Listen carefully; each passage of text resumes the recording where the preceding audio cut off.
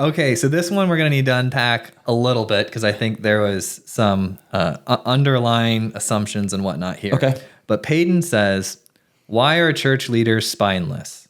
And he's going to give an example. Yeah, great. Because I think what he's really saying is, why is my father-in-law spineless? Because I'll keep reading the question. Okay. My father-in-law is a church leader. Okay. And he said he would prefer to die to a home invader than to protect his family with violence.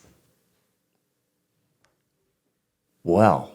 I was like, I don't know what type of Christians you're hanging out with, but Well, yeah, you come up in my house, you're going to get around. yeah.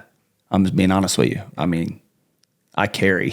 So I don't know that would make a church leader spineless. I can see maybe why. I think that's just maybe a personal I think he's reflecting that on his father-in-law. Yeah, because his father-in-law is a church leader. He's connecting that to all church leaders. Yeah, I would say his father-in-law is actually probably in the minority of evangelical church leaders where that be the case. Like, Yes. I think the majority of evangelical church leaders would say, like, yeah, no way. My first ministry is my family, and I love you, but you cross and put my family in harm's way. I believe God actually calls me to protect them from danger, so I will.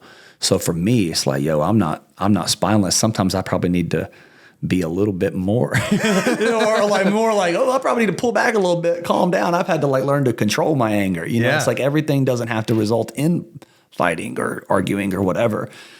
So yeah, I don't know. I'd like to maybe expand on that, but I don't know if that's what he's asking. So I don't want to go down a tangent if that's not what he's getting at as it pertains to spineless. That might be the only church leader he knows. We don't know. Yeah, for sure. And so I would say to you, man, like I don't think that every church leader would fall in that way. And I would just caution anyone that to automatically make assumptions on groups of people in any facet, whether it be faith, whatever, right? Like people are people. They have their own beliefs and their own things, but I definitely wouldn't couple me into that situation.